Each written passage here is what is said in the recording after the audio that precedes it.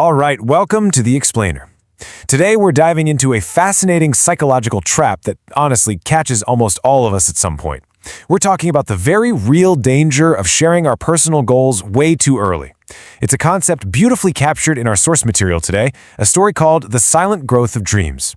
So, if you've ever felt like your motivation literally evaporates the second you announce a big plan, well, you're in exactly the right place. Let's figure out why that happens, and more importantly, how we can fix it.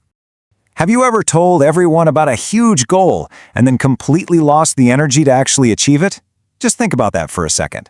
You get this incredible idea, you tell your friends, maybe you post about it online, you get all this amazing positive feedback, and then, when it's time to actually sit down and do the hard work, you just feel totally drained. The enthusiasm is just gone. Our source material points out that sometimes, when we speak too much about our dreams, they actually become harder to reach. To understand exactly why this happens, we're going to look at a brilliant case study. So, meet Simon.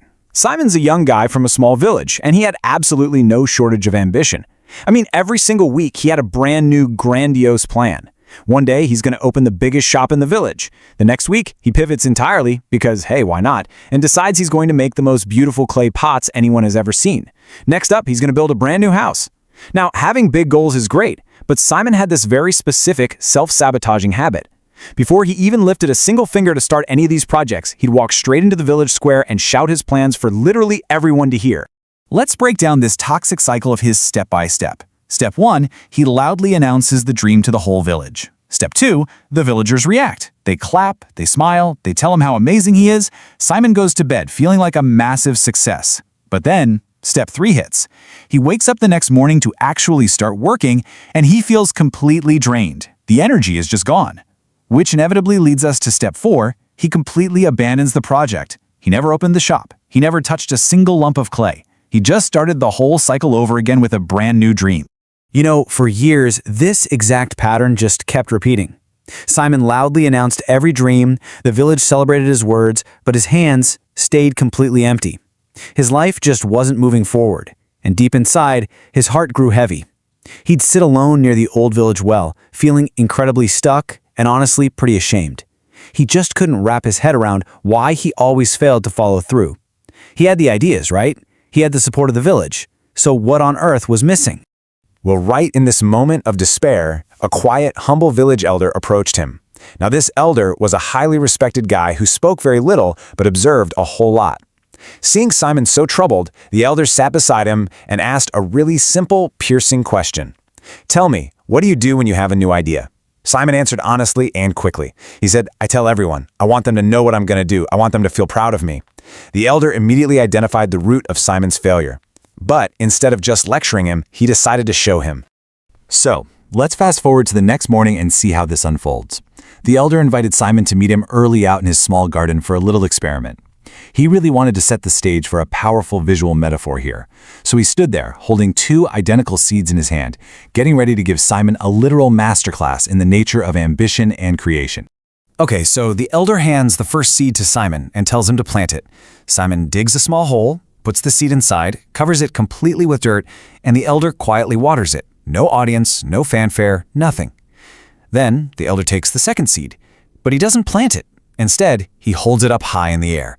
He calls over some kids playing nearby and loudly announces, "Look everyone, I have a seed! Soon it will become a beautiful tree!" The kids naturally cheer and clap. Sounds familiar, right? It's exactly what Simon did with all his goals. The elder then places this highly celebrated seed right on a rock, completely exposed to the blazing sun, and just leaves it there. Jump ahead a few weeks, and the inevitable result brilliantly illustrates our core lesson today. The elder watered that buried seed quietly every single day, didn't say a word about it. And slowly, a tiny green shoot appeared, eventually growing into a strong little plant. But meanwhile, the seed on the rock, the one that got all that loud applause, stayed exactly the same. It dried up in the sun. Birds came by and snatched pieces of it. It never grew at all.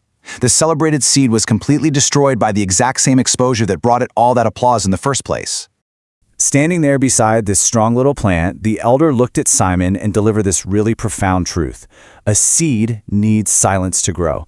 It needs darkness. It needs to stay safely hidden away under the earth. The elder explained that if you just leave it out in the open and talk about it all day, it dries up, it gets stolen, and it is never going to become a tree. Dreams, he argued, are exactly the same way. At their very beginning, they are incredibly fragile. They absolutely require the dark, quiet soil of your focused effort if they're going to survive. And here is the absolute aha moment of our whole explainer today. Why is early praise actually a psychological trap? Well, the elder explained it perfectly. When you share your dreams way too early, it generates this premature pride. People praise you, and your mind is literally tricked into feeling as if the goal is already achieved. Your brain gets that sweet dopamine hit of success without you actually doing any of the hard labor. And because your brain already feels satisfied, it entirely extinguishes your heart's fire to keep going. That vital, raw energy you needed to actually take action, it gets totally wasted on empty words. As he's hearing all this, Simon felt his face grow hot. He had this massive epiphany. He never needed to finish because he already felt finished. Every single time he announced the grand plan in the village square, that applause gave him such a huge rush of pleasure that it literally became a substitute for the hard work. He realized he was addicted to the applause of the announcement rather than the quiet, real satisfaction of the actual achievement. Armed with this amazing new insight, Simon made a really pivotal decision that very night. He was going to try something completely different, but this time, he wouldn't tell a soul. He picked one simple, highly focused goal. He was going to build a wooden chair. That's it. He didn't walk down to the market, he didn't gather a crowd, he didn't fish for any premature praise. He just found a quiet corner after his daily chores and he started shaping the wood. And wow, look at the incredible benefits he unlocked here. By working in total silence, Simon discovered this immense hidden power. Because nobody knew what he was up to, nobody was constantly asking him annoying questions about his progress. There were zero external expectations, a complete lack of pressure.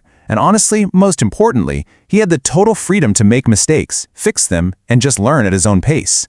Some days he was super excited, other days he was totally exhausted, but he just kept working. And when that chair was finally finished, Simon felt a brand new emotion, the very real, very quiet pride that only comes from actually doing the work. Let's trace how this silent approach completely transformed Simon's life over time. Within a matter of days, working quietly, he successfully shaped that first wooden chair. A few weeks go by, and a neighbor happens to see this beautiful chair and is completely shocked, mostly because Simon had never even mentioned it. By the time word started spreading, Simon was already silently finishing a table, and then a shelf, and then a stool. Fast forward a few years, and Simon didn't just have a neat little hobby, he became widely known and deeply respected across the whole region as a master craftsman. His actions finally spoke louder than his words, and because of that, the respect he earned was profound and, most importantly, real. Which brings us to a really powerful realization for all of us. As the source material so bluntly warns, you give away your power when you speak. The second you broadcast your plans to the world too early, you're surrendering your internal drive. You're letting the reactions of everyone else, their praise, their doubts, their expectations, completely replace your own dedicated effort.